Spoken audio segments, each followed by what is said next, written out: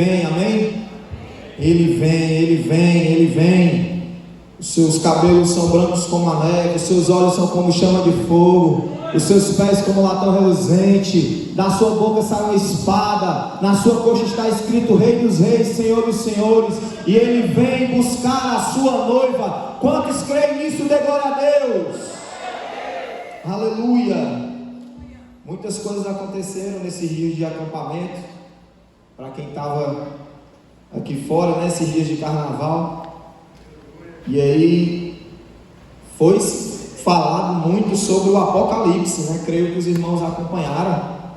Não vou pregar sobre isso, mas eu queria fazer menção desse acontecido. Acho que todos souberam que alguém disse aí, num evento carnavalesco, numa festa, que ia macetar o Apocalipse. Não foi assim? Só que aí quem foi macetada foi o trio que ela estava, quase que quebra o negócio lá e acontece uma tragédia enorme. Mas Deus foi tão bom e misericordioso que deu livramento àquela vida e àquelas pessoas. Mas o que foi importante foi trazer à tona, trazer luz ao que está breve de acontecer, que é o fim dos tempos, a volta do Senhor Jesus Cristo. Porque isso estourou nas mídias, nas redes sociais. As pessoas comentaram, né? E tem sido falado sobre isso, para a glória de Deus. A gente vai lembrar do texto de Lucas 19:40, que diz: se eles não falarem, as pedras clamarão. Então, se a igreja não abre a boca para falar, irmão Cato, que Jesus está voltando, que a igreja precisa estar anunciando isso, que as pessoas precisam se arrepender dos pecados, as pedras clamarão. Até os ímpios estão anunciando que Jesus está voltando. Então é meu papel, é seu papel abrirmos a nossa boca e dizer que Maranata, ora vem Senhor Jesus, em breve ele vem, né? Então foi notícia no Brasil, no mundo afora, né? Muito se comentou sobre isso, e a gente lá dentro do acampamento a gente conseguiu acompanhar, comentar, né? E aí agora por último também, não que eu assista, Deus me livre disso, mas até no Big Brother Brasil eles estão falando da volta de Jesus. Então perceba que a volta de Jesus é iminente, os sinais do fim estão acontecendo, André, e todo mundo está falando, irmão Hermes, nós precisamos crer nessa verdade de Deus, porque está escrito, o Apocalipse vai se cumprir, amém? Amém. Graças a Deus, aleluia. Quem lembra da última vez que eu preguei aqui sobre o filho da viúva de Naim, amém? Falamos sobre milagres, e foi bênção, né, falar sobre milagres. A igreja fica feliz, Deus renovou, todo mundo dá glória a Deus. Mas dessa vez o Senhor me trouxe uma palavra exortativa. E eu sei que é desafiador para mim, né? Primeiro Deus me exorta, primeiro Deus fala ao meu coração, para depois que eu possa transmitir a mensagem à igreja.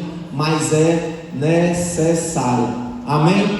Nós precisamos ser exortados sim pelo Senhor, pelo Espírito Santo. Precisamos, muitos de nós, regressar ao primeiro amor, ao centro da vontade de Deus, ao Evangelho. Precisamos sim nos arrependermos dos nossos pecados e precisamos andar segundo a vontade de Deus para as nossas vidas.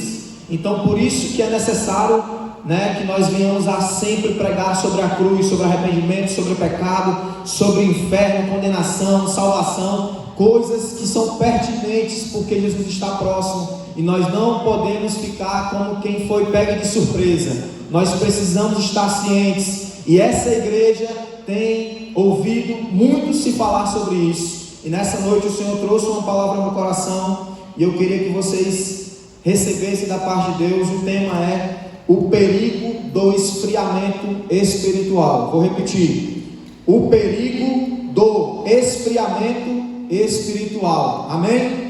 Abra sua Bíblia em 1 Coríntios, capítulo de número 10, versículo 12 a 14. 1 Coríntios, capítulo 10, versículo 12 a 14. Nós vamos ler esses 3 versículos.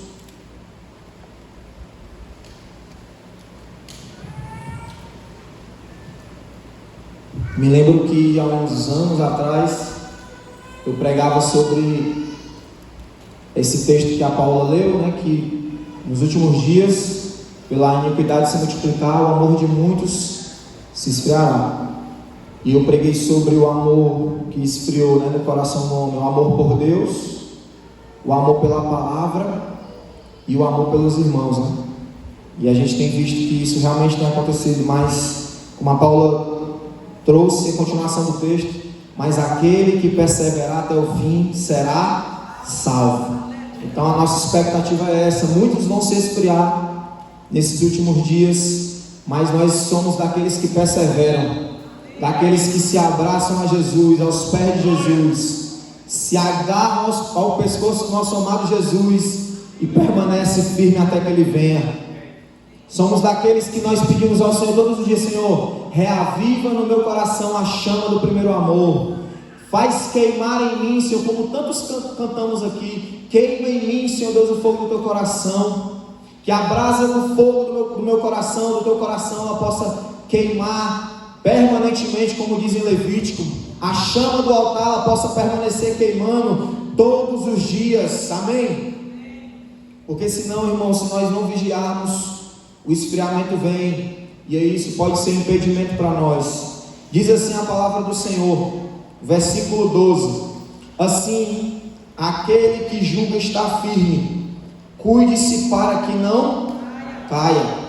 Não vos sobreveio tentação que não fosse comum aos seres humanos, mas Deus é fiel e não permitirá que sejais tentados além do que podeis resistir. Pelo contrário, juntamente com a tentação proverá um livramento, para que possais suportar. Por isso, meus amados irmãos, fugi da idolatria. Amém? Ficamos até aqui. Eu vou fazer mais uma oração. Senhor, obrigado pela tua palavra, Deus, que foi lida. Obrigado, Senhor, porque a tua palavra, Deus, é luz para o nosso caminho, Senhor. E nós estamos aqui com o nosso coração totalmente, Deus, aberto, Senhor Deus, totalmente, Senhor Deus, quebrantado diante de Ti, te pedindo: fala conosco, Senhor, Espírito Santo, nos exorta, nos consola, nos transforma, que o Senhor venha fazer, Senhor Deus, a sua vontade nessa noite, nos nossos corações. Se existe alguém, Senhor Deus, em nosso meio, que está frio espiritualmente, ou até distante da Tua presença, Senhor, que nessa noite seja noite de renovo, de restauração, de transformação. Que nessa noite seja a noite, Senhor Deus, do regresso, Senhor, da volta para o centro da Tua vontade. E que todos nós, esses que aqui estão, aqueles que estão na perseverança, possam, Senhor Deus, sair daqui hoje com o coração fervendo de amor por Ti, incendiados pela Tua glória, Senhor. É isso que nós te pedimos no nome de Jesus. Amém, amém. Graças a Deus. Aleluia.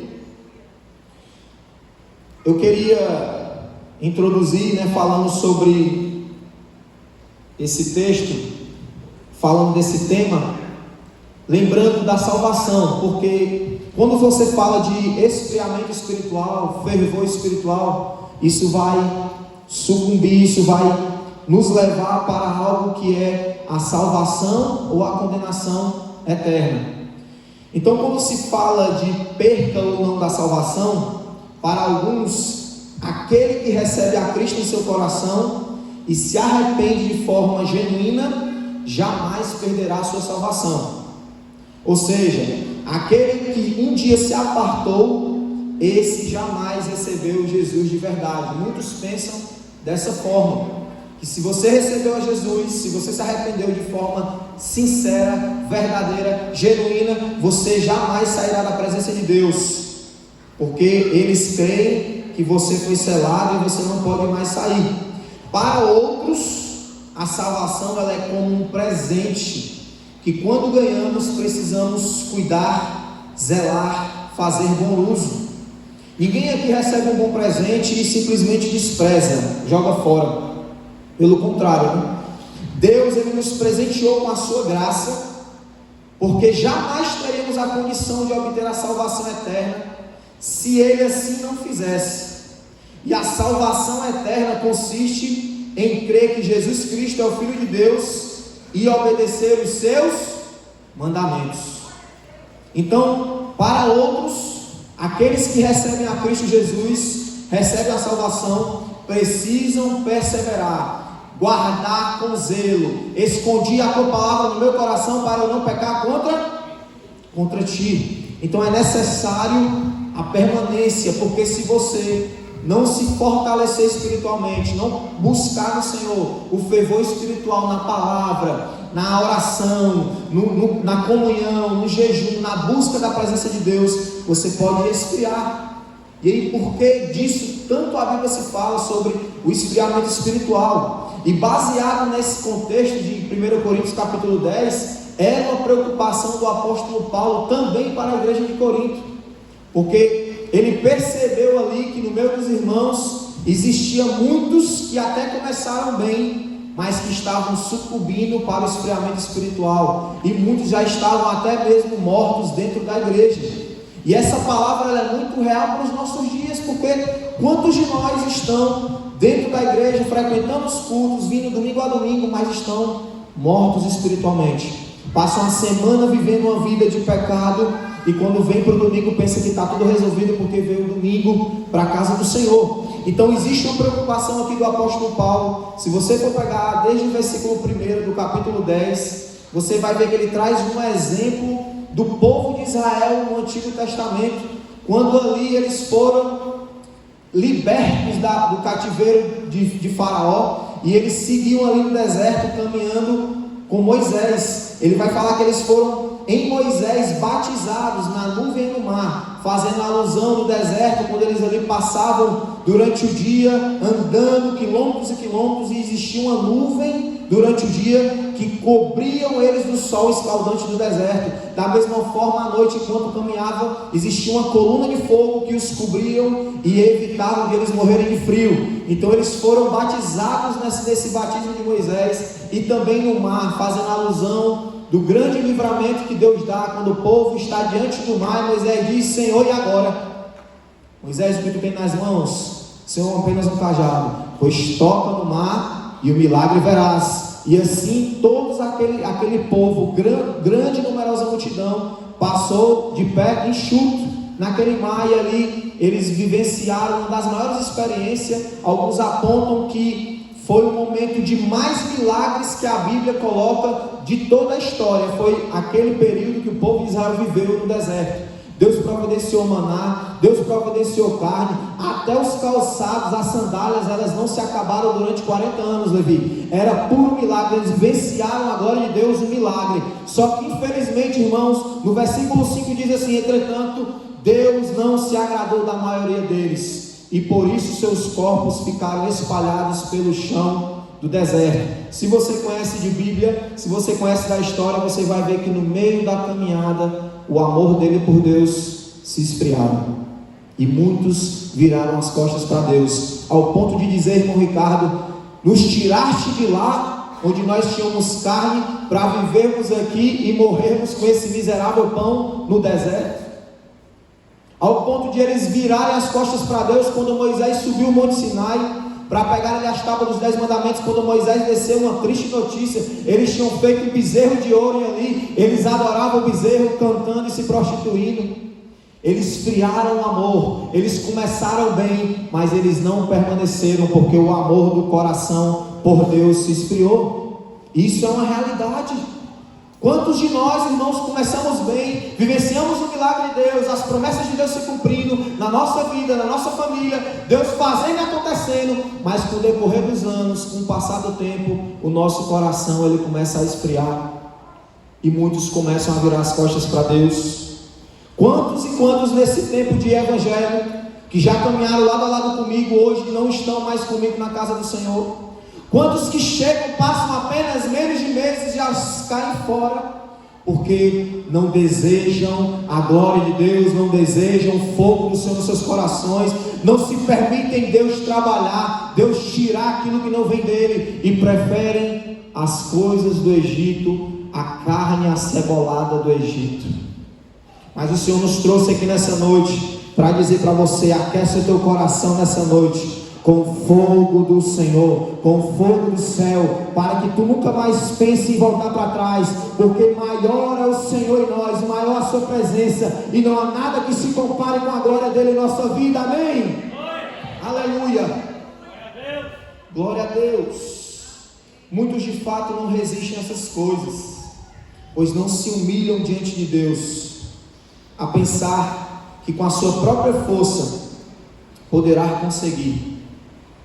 Infeliz e miserável homem que pensa que pode fazer alguma coisa sozinho. Meu conselho para você nessa noite é que você busque o Senhor todos os dias. Todo dia em oração, joelho no chão, comunhão, palavra, estudo, busca. Quanto mais você conhecer o Senhor, melhor. Quanto mais você se encher, melhor, até transbordar, mas seja cheio de Deus, seja cheio da palavra, amém? Seja cheio do Espírito Santo. Muitos pensam assim, não, já fui domingo, para que ir para a célula amanhã?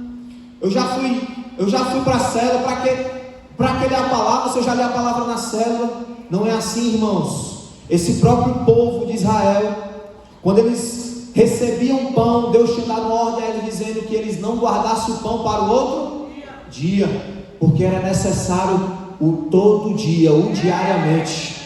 A igreja de Atos dos Apóstolos diz lá, capítulo 2, versículo 42 em diante: e perseveravam na doutrina dos apóstolos, no partir do pão e na comunhão, diariamente, todos os dias, de casa em casa, na casa do templo, e no seu coração havia temor. Esse precisa ser o desejo do nosso coração, diariamente buscando a presença de Deus, desejosos pela glória de Deus, falando com Deus dentro do carro, dentro do ônibus, indo de Uber, na faculdade, no trabalho, pensando no Senhor, que Ele seja o nosso pensamento ao levantar, o nosso pensamento ao dormir. Esse precisa ser o desejo do nosso coração, para que o fogo ele não venha se apagar. Nesse caso, o que fazer quando a minha vida espiritual está fracassando? O que fazer quando você não acredita mais? O que fazer quando eu não estou conseguindo resistir às tentações, às provações? O que fazer quando estou sucumbindo em meio às lutas e batalhas que a vida proporciona? Veremos nesse texto da palavra de Deus, 1 Coríntios 10, 12 a 14, como escapar do perigo do esfriamento espiritual. Diga assim para o seu irmão, pega na mão do seu irmão aí para aquecer logo ele. Diga assim: meu irmão, escute, Deus vai falar com você. Seja cheio do Espírito Santo. Se você está frio, você vai se aquecer nessa noite da glória de Deus, amém? Aplauda ao Senhor Jesus, aleluia. Aleluia. Primeiro ensinamento, versículo 12: a vigilância é necessária. Todos abram um texto e acompanhem comigo esse sermão expositivo. No versículo 12, Paulo ele diz assim, aqui a tradução da King James, Biblia King James: assim, aquele que julga está firme, cuide-se para que não caia. Então eu aprendo que Paulo ele traz esse ensinamento para nós de que é necessário nós como cristãos vigiarmos. É uma expressão muito usada, eu acho que eu já falei isso aqui muitas vezes nessa igreja. Vigia, meu irmão, vamos vigiar a igreja. Quantas vezes já falei sobre isso, né? Quantas vezes é necessário falar sobre isso, a vigilância, que nós como cristãos precisamos ter uma vida vigilante na presença de Deus, atentos. E aí ele diz assim, eu coloco aqui duas situações, né, aqueles que pensam que estão em pé. Existem aqueles que pensam que estão em pé dentro da igreja, como eu falei, vivem a vida de igreja, porém não estão com corações firmados, com corações com fogo, estão participando dos momentos, mas estão distantes. E existem também a outra situação daqueles que realmente acabam se distanciando. O amor se apagou, se esfriou a chama ao ponto de esse irmão, dessa irmã, pedir as contas da igreja, pedir a carta de alforria embora, né? Pedir aí o desligamento da membresia e procurar, como foi o filho pródigo, né? Viver dissolutamente, né? Gastando toda a herança. Existem essas duas formas. E é interessante que ele diz assim, eu sempre fiquei na dúvida, por que Paulo fala aquele que pensa? E aí quando eu fui estudar a história, Ricardo, Cristina, da igreja, dessa situação da igreja de Corinto, existia aí entre eles um orgulho, uma soberba imensa, Ribamão.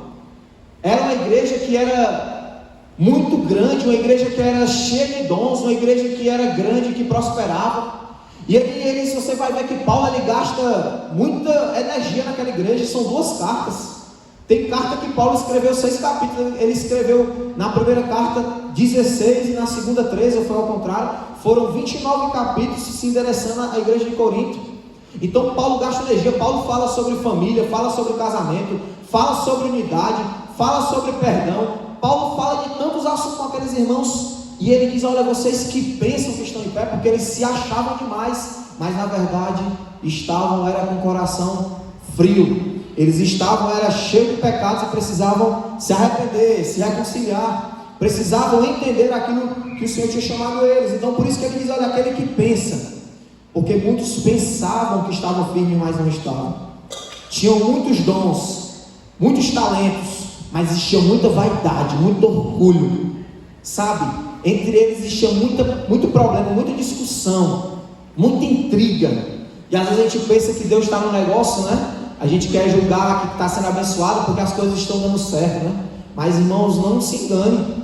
Às vezes você vai ser derramado dom sobre a igreja, talentos, você vai estar fazendo acontecendo, mas se o seu coração não estiver no Senhor, se a sua vida não estiver alinhada com Deus, irmãos, você está distante. Quando Jesus diz assim: olha, apartai-vos de mim que eu não vos conheço, no fim dos dias, quando isso acontecer no grande juízo, como é que ele não conhece a gente? Porque ele está falando de intimidade, da nossa vida individual com Deus, a nossa comunhão real, quando estamos só nós e Deus, na nossa vida com Deus, ao qual Ele nos acompanha diariamente. Por isso que ele diz: apartai-vos de mim que eu não vos conheço, e vão dizer assim: Senhor, mas em teu nome eu fiz isso, eu fiz aquilo. Mas ele vai dizer: apartai-vos de mim. Então cuidado com o perigo do esfriamento espiritual. É perigoso demais. É o maior perigo que nós podemos enfrentar espiritualmente falando como igreja.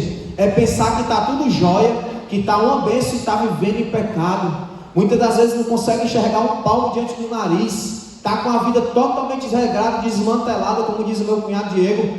Está distante de Deus só porque está vindo para a igreja e pensa que está tudo certo. Jesus te chama nessa noite para o conserto espiritual. Ele sabe como se encontra o teu coração, e é noite de arrependimento.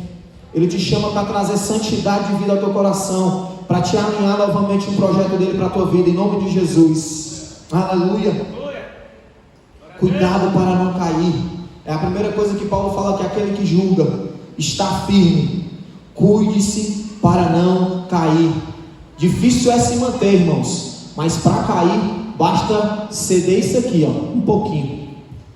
A gente mantém uma vida com Cristo, anos de igreja se firmando, mas se você não vigiar por isso aqui, você pode jogar tudo afora e pode se distanciar do Senhor, e muitos não conseguem voltar.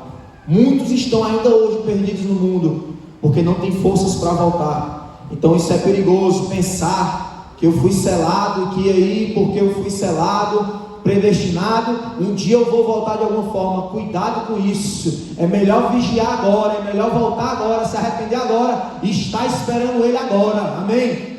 Está firmado agora. Quem é que sabe se você foi escolhido ou não, para quem acredita nessa predestinação? Então precisamos manter a chama acesa, eu creio nisso. Precisamos manter-nos vigilantes a nossa vida espiritual, buscar a Deus dia após dia, buscar a presença de Deus dia após dia, vigiarmos dia após dia. O cair aqui não é apenas uma quedinha qualquer que acontece, não é simplesmente um pecado que às vezes você comete, porque é o extremo, né? Tem gente às vezes que não participa da ceia, pastor Bosco, porque escorregou ali e falou uma besteira, tratou alguém mal e eu não vou passar porque eu estou em pecado. São extremos, não é isso que ele está falando. O cair é sair da presença de Deus, é viver uma vida dissoluta, uma vida distante, uma vida uma vida dúbia, de duas versões, uma só uma pessoa na igreja e uma pessoa fora da igreja. Isso é que é o esfriamento espiritual, que chega muitas vezes a tirar o crente do meio do convívio dos irmãos, da comunhão com Cristo, com a palavra, às vezes até apostatando da fé. Tem uns que se distanciam tanto, se esfriam tanto, que hoje vivem outra espécie de fé. Eu conheço vários que hoje estão em outras religiões, que um dia compartilhavam da mesma fé que a nossa. Olha que coisa interessante, que se distanciaram tanto, se afastaram tanto, se esfriaram tanto, que a mente foi totalmente contaminada pelas heresias, pelos falsos ensinamentos que nós enfrentamos dia após dia. Esse é o cuidado que o apóstolo Paulo fala no versículo 12. E eu queria que os meninos abrissem aqui para vocês acompanharem também uma outra palavra do apóstolo Pedro, em 1 Pedro 5,8, quando se fala sobre vigilância. Texto bastante conhecido para você ter ideia como o negócio é sério.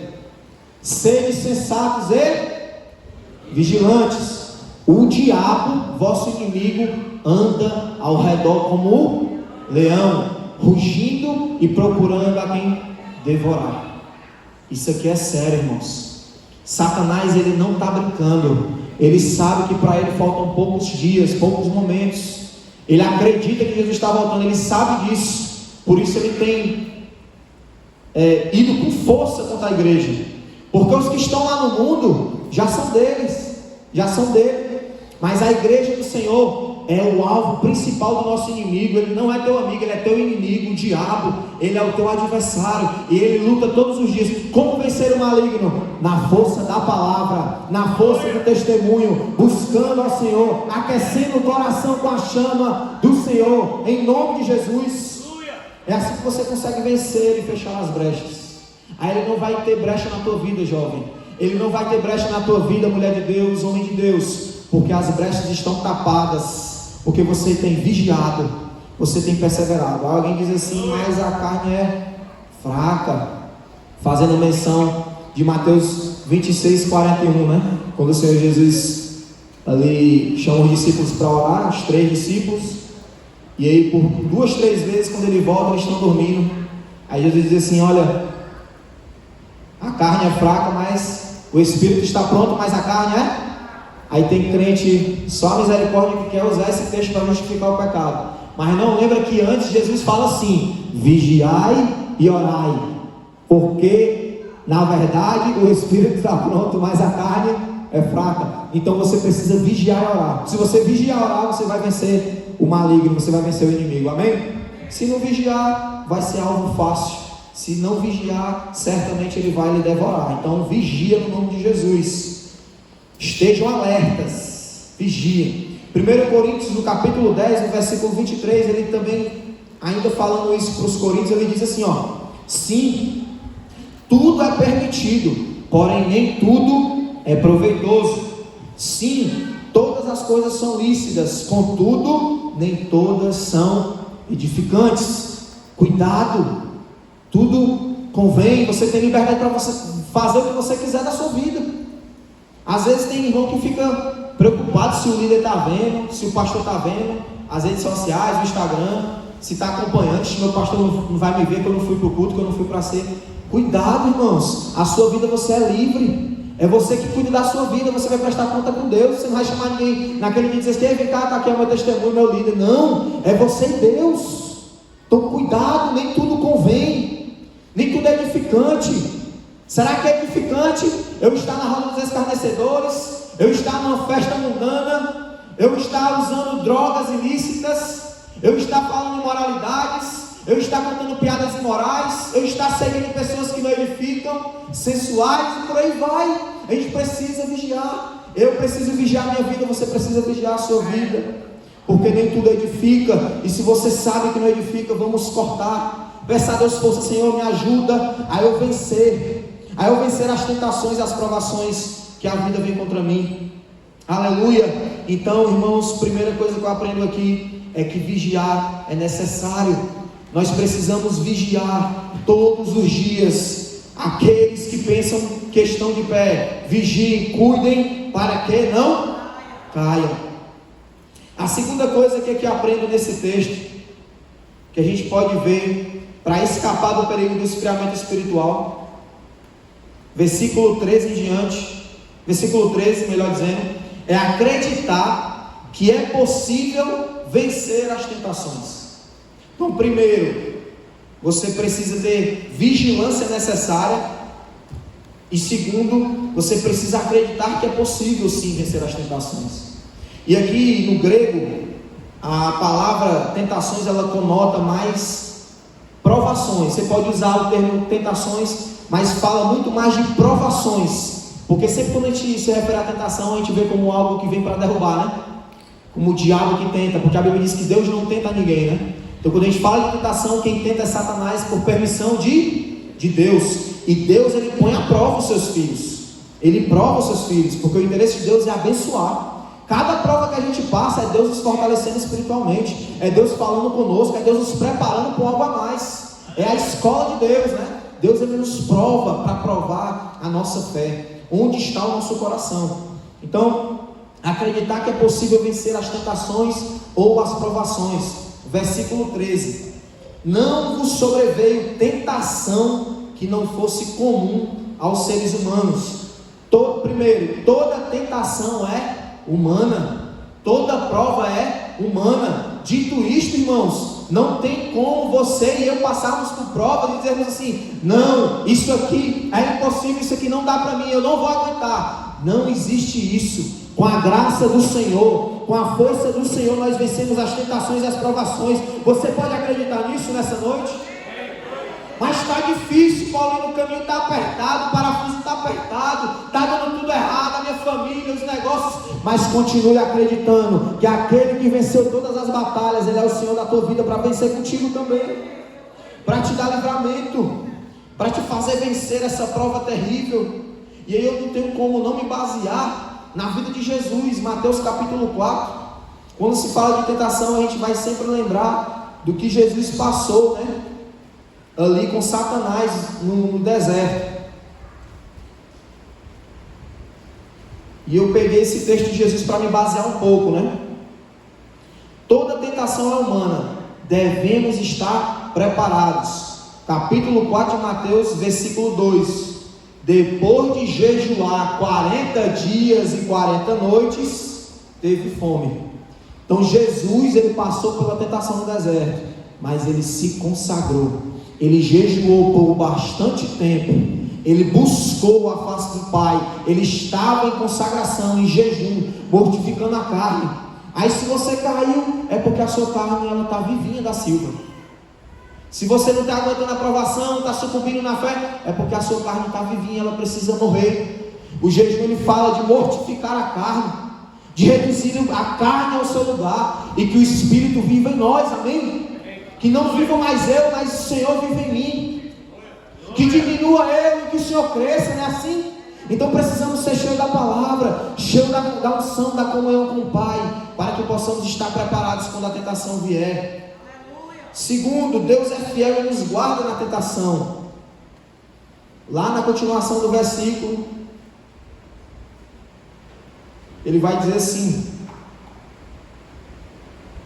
não veio sobre nós tentação humana, mas Deus é fiel e não permitirá que sejais tentado além do que podeis resistir. Deus é fiel e nos guarda. Quantos podem dar glória a Deus por isso?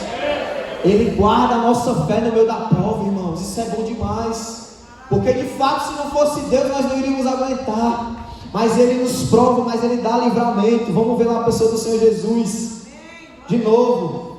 Mais um exemplo aqui. A palavra de Deus diz, Mateus capítulo 4, versículo 4: Jesus, porém, afirmou: está escrito, nem só de pão viverá o homem, mas de toda palavra que sai da boca de Deus. A palavra de Deus é que nos fortalece, é que nos traz fortalecimento para vencermos as tentações e as provações que vêm sobre nós.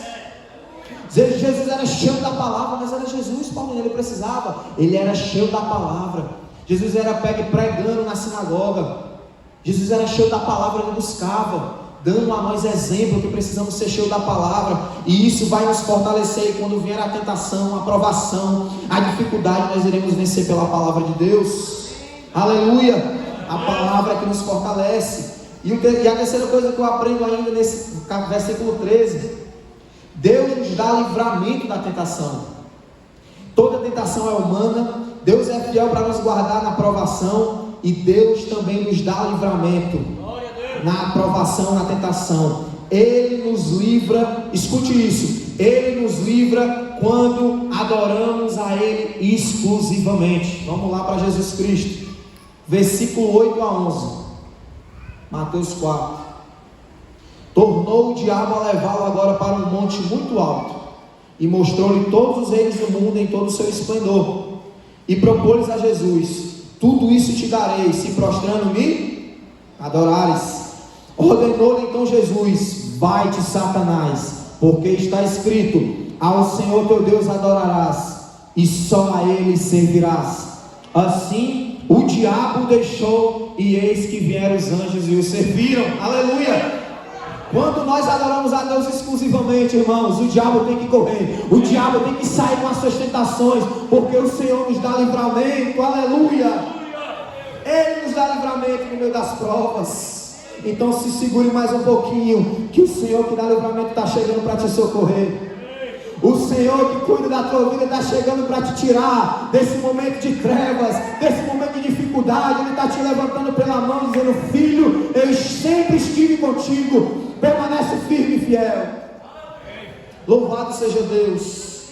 Então é possível acreditar, olhando para a pessoa de Jesus, para tantos exemplos como Daniel, capítulo 6 de Daniel. Que texto fantástico!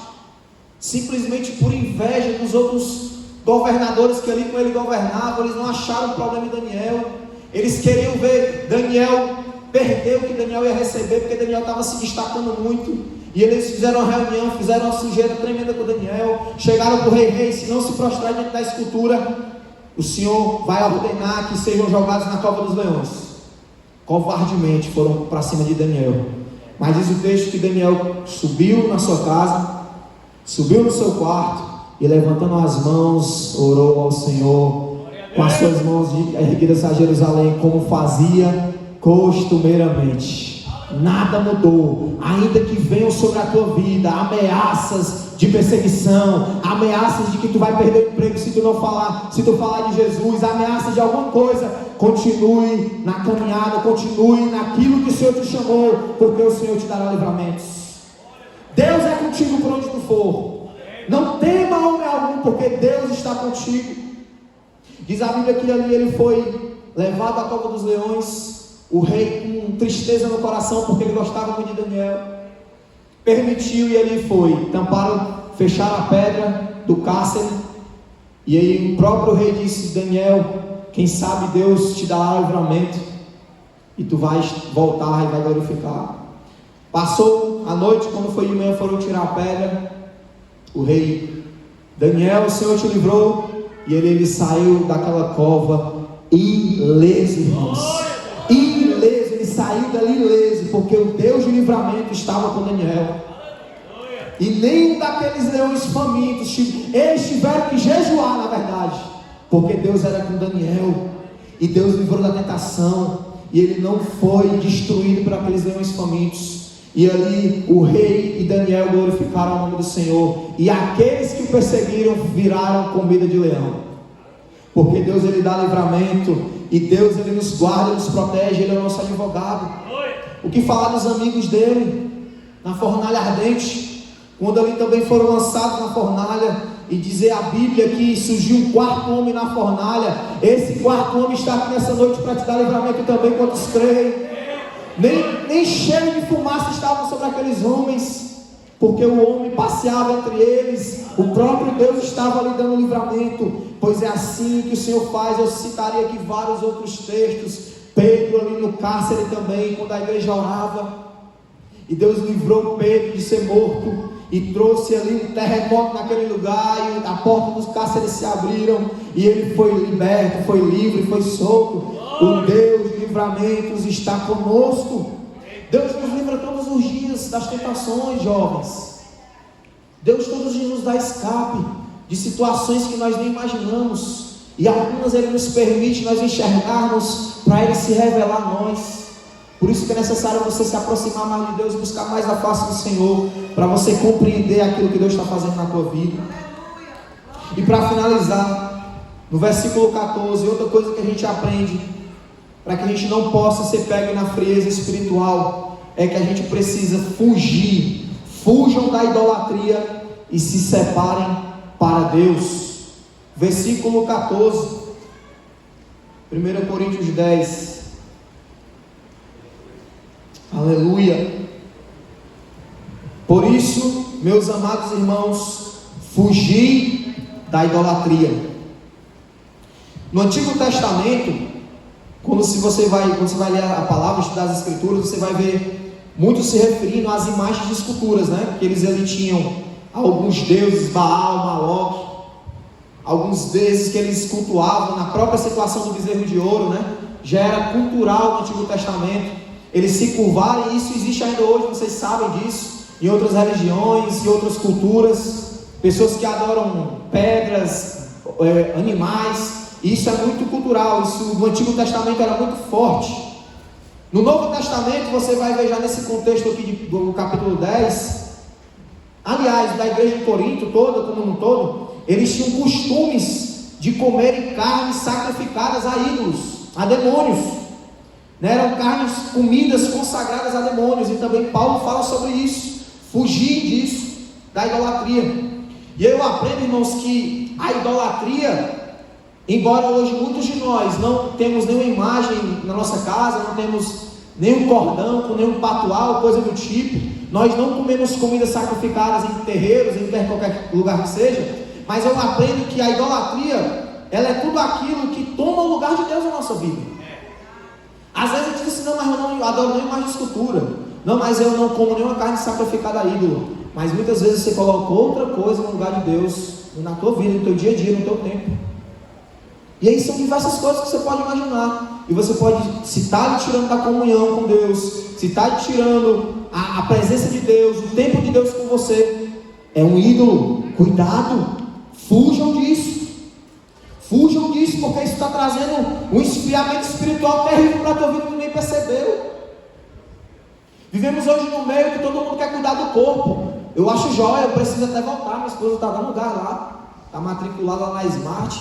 Está indo lá, o tempo que pode, o tempo é corrido. E eu disse para ela que eu vou lutar também para mim chegar lá, porque também não está dando. Então a gente precisa, é legal isso aí. Bora, Joel, é legal, é bênção, mas precisamos vigiar, ter cuidado, porque se isso está tirando a nossa comunhão, o nosso tempo com Deus, se nós estamos dedicando tanto a isso, não dedicando a palavra, isso pode ser um perigo espiritual para a tua vida. Isso pode estar te levando à queda. Eu conheci pessoas que estavam no nosso meio, que buscavam o Senhor, que serviam a Deus junto, que se dedicaram tanto a isso, que se dedicou tanto, que abriu mão de tudo para se dedicar à musculação, que hoje está distante da presença de Deus. E isso muito acontece. Eu estou citando o exemplo da musculação, não que eu seja contra, mas eu estou citando um exemplo de coisas que nós colocamos. Às vezes é um romance, um relacionamento, um namoro, uma pessoa, uma amizade que nos tira do propósito da comunhão. Se não está te edificando, querido, dispensa. Se está trazendo problemas, mazelas, feridas, dispensa, bota de lado. Às vezes é um time de futebol, às vezes é uma série, às vezes é tantas coisas pequenas ou até coisas grandes, mas nós precisamos priorizar primeiramente o reino de Deus e a sua justiça, primeiramente a presença de Deus. Precisamos priorizar a glória de Deus e fugir dessas coisas que nos separam do amor de Deus. Fugir da idolatria, se separe para Deus, se santifique dia após dia. Deus não divide a sua glória com ninguém, nem com nada. Não podemos participar da mesa do Senhor e da mesa dos ídolos. E muitas das vezes isso acontece. Estamos participando da mesa do Senhor, mas estamos cultuando outros deuses que são ídolos que nós tornamos para nós mesmos. São coisas que nos separam de Deus e você sabe disso. Isaías 42:8.